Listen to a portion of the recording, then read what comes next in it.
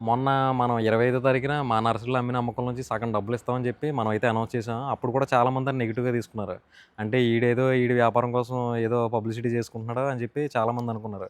ఒక చిన్న పిల్లల ఇష్యూ మీద పబ్లిసిటీ చేసుకొని, వ్యాపారం చేసుకునేంత ఇదైతే నాకింకా పట్టలేదు. ఎందుకంటే నాకు మామూలుగానే నేను పట్టుకున్నదల్లా ప్రతీది కూడా బంగారంలాగే నా వ్యాపారాలైతే జరుగుతూనే ఉంటాయి. కొన్ని నా మిస్టేక్స్ వల్ల నా వ్యాపారాలు పోతుంటాయి గానీ, వ్యాపారాలు జరక్కయితే నాకెప్పుడు కూడా లాస్ అయితే రాదు.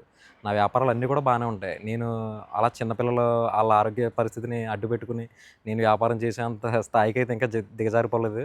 దాన్ని కూడా కొంతమంది ఆ రోజు పెట్టినప్పుడు తర్వాత మళ్ళీ ఇంకొక వీడియోలో కూడా నేను చెప్పాను. మన నర్సరీలో ఇలాగా ఫండ్స్ అయితే కలెక్ట్ చేస్తున్నాం. మీరు ఆ రోజొచ్చి మొక్క కొనండి. సగం డబ్బులైతే డొనేట్ చేయండి అని చెప్పి మనమైతే నెక్స్ట్ వీడియోలో కూడా చెప్పాను.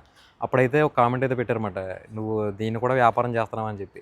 నేనే ఉద్దేశంతో అన్నానంటే, ఆ రోజు ఎక్కువ వ్యాపారం జరిగితే అందులోంచి ఎక్కువ అమౌంట్ మనం డొనేట్ చేయొచ్చు కదా! అని నేను రెండో వీడియోలో చెప్పాను. అంతేగాని నేనేదో చేయాలని కాదు. ఇప్పుడు మొక్కలో సగం డబ్బులిచ్చేస్తే మాత్రం మొక్కలో సగం డబ్బులేమి మనకు మిగిలిపోవు. నిజంగా. ఆ రోజు కూడా మనం మంచి చేద్దామనే ఉద్దేశంతోటే అలా స్పందించాను నేను. దాన్ని కూడా కొంతమందైతే నెగెటివ్‌గా తీసుకున్నారు. ఇది వ్యాపారం అని చెప్పి నాకైతే రివర్స్‌లో కామెంట్స్ అయితే పెట్టారన్నమాట. నేను ఏది కూడా వ్యాపారం పర్పస్ అయితే ఆలోచించలేదు ఈ పిల్లల విషయంలో.